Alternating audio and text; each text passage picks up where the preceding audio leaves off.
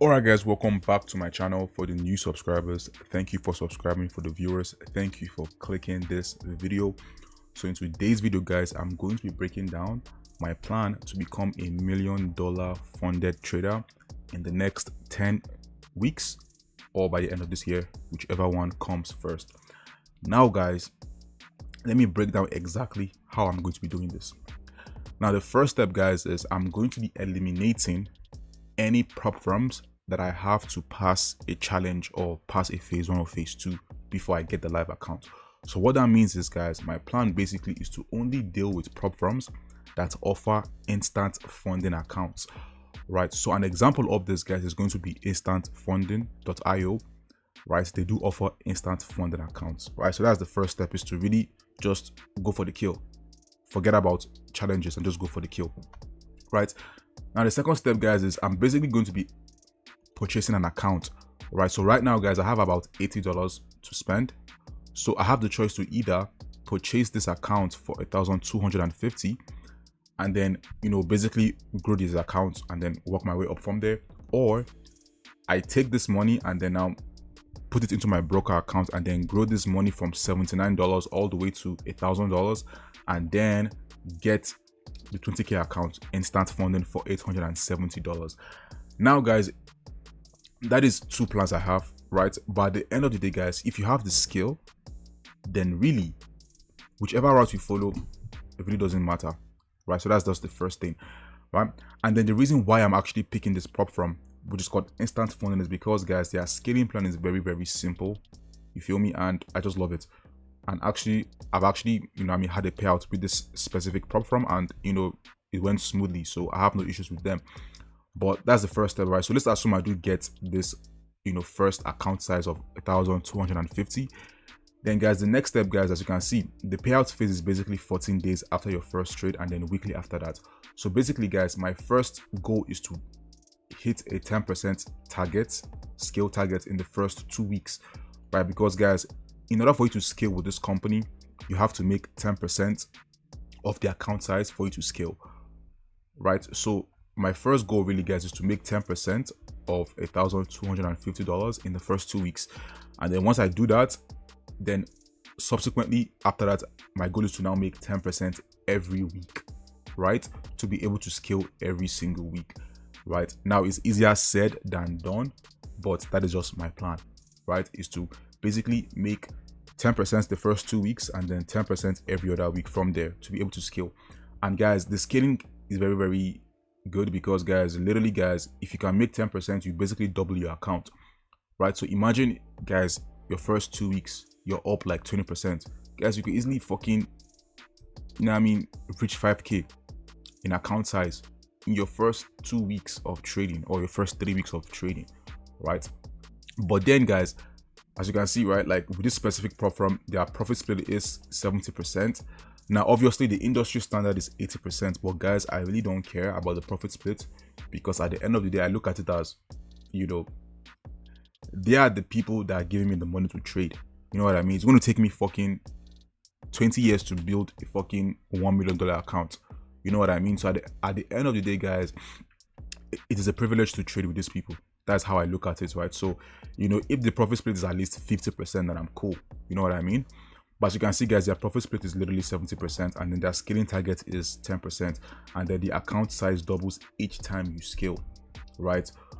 So with that being said, guys, while I'm on my, you know, while I'm scaling and stuff like that, obviously I'll be getting payouts, right? So what I'm going to be doing with those payouts is actually still diversifying my investments, right? So obviously I don't want to put all my eggs in one basket, right? So while I'm, you know, scaling my instant funding account, I'm also getting other prop firm accounts that offer, you know, instant funding. An example of this is Finesse funding, right? So they do offer, you know, instant funding. So as you can see on here, guys, like, you know, obviously like getting a fucking 100k account, you know, for 2 stages is like $500, which is cool. But imagine getting an instant funding account. That is literally $2,000, like literally, as you can see, $2,000, right? So at the end of the day, guys, is a risk, but you know, if you have the skill, you don't have to worry. You know what I mean? And also, as you can see, guys, like with this specific prop firm, they do have like the same shit, like the same like daily and max drawdown, but as you can see, their profit share here is literally 55% for instant funding. You know what I mean? So if it's 55%, guys, like I said, I really don't care about the profit split as long as it's 50%. You know what I mean? And I'm basically cool with it. You feel me? But now, guys, the question that comes to mind, like, why do I have this confidence to be able to say, oh, I want to become $1 million funded trader? Well, guys, the reason is because, guys, number one, I have basically been using this specific strategy that not just me use, but like all my trader friends use it too, right? That's number one. Number two is I'm actually in a Telegram community group where we literally only trade one pair, and guys, like, it's pretty fun. You know what I mean? Like, literally only trading one pair, and then all of us are like in that, that energy or that mind of trying to basically beat the market. So that's the reason why I'm only trading one pair. And then also, guys, I've noticed that, guys, like, I take a lot of trades. So imagine me taking a lot of trades and I trade multiple pairs. That just makes zero sense. You know what I mean? It's just going to be hard for me to, like, it's going to be hard for me to, monitor. That's the reason why I only take one. That's the reason why I only trade one pair. And then, guys, like I said, I just know my strategy. You know what I mean? Like, if you notice, guys, if you're at the top left, clearly I only have 3 time frames, right? Now, a lot of you will be like, oh yeah, 3 time frames. You're meant to be looking at the 4-hour time frame. You're meant to be looking at the weekly, the monthly, and everything. But guys, I've come to realize that, all strategies work. You know what I mean? So if all strategies work, then might as well just find the most simplest fucking strategy and then go with that. So with me, guys, like, literally, guys, I've given up on the fact of doing multiple time frame analysis of like going to the 4-hour time frame and then analyzing my chart and then going to the monthly and then analyzing and then doing this and then doing that. Nah, bro, I'm not doing any of that stuff. I'm going to keep this shit simple, because at the end of the day, guys, you can clearly fucking see price moved straight down here. You don't need the 4-hour time frame or the daily time frame to tell you what the fuck is happening right here. You feel me? You don't need multiple time frames to tell you what is going on right here. That price is clearly selling in this fucking thing here. It's clearly selling. So you don't need a fucking multiple time frame analysis to tell you what is happening, right? You only need one time frame, if that. You know what I mean? So, guys, the reason why I use the daily time frame is just to see the macro view, like the whole grand scheme of things, right? And then the reason why I use the 1-hour time frame, guys, is literally just to follow the trend as it moves, right? So literally, I am following the trend as it moves day by day. And then the 5-minute time frame is literally just for entries, not for buyers, not for is it going up or down. No, just to find my entries. Do you understand? Cool. Right, so that's literally my plan, guys, to be able to become $1 million funded trader, right? I still have like other platforms in mind. So for example, like funding traders, guys, I actually do like this specific platform because if you notice, guys, like they literally offer 100% profit split, right? And then fucking 7-day payout, which is crazy to me. But they don't offer instant funding though. That's the thing. But guys, one of my goals is to get funded with this specific platform because I do like their hook, which is 7-day payout and then 100% profit split, which is fantastic, right? But like, yeah, guys, that's basically my plan to be able to get $1 million in funding. And then, guys, my strategy that I use is very simple. I use the ICC concepts. I'm sure you've heard about this a lot of times, but it's very simple, guys. ICC concept stands for indication, correction, and continuation. So basically, the ICC concepts only work when price is trending, right? So let's assume price is already on a downtrend. The indication just basically tells you how far price wants to go. So this is the indication, and then the correction is just price retracing, and then the continuation is just price continuing the trend. So basically like a break and retest, but just different terminologies at the end of the day, right? So if you notice, guys, in the 1-hour time frame, delete this real quick. In the 1-hour time frame, right, you can clearly see the ICC concepts playing out literally every single time. So if I zoom out real quick, you're gonna see, right? Really anywhere, to be honest, but let's just say here, right? Boom. Price had this low right here, and the reason for this low is because if you notice, right, price created a high here. If you zoom in, price created a high, or yeah, it's created a high right here, and then the low that I pick is going to be this low because the low has at least 2 sell candles, right? That is why I picked this low. So what I mean by this is, guys, whenever like price is trending, so in this case here, price was trending up, right? And then this right here is price closing above this previous high.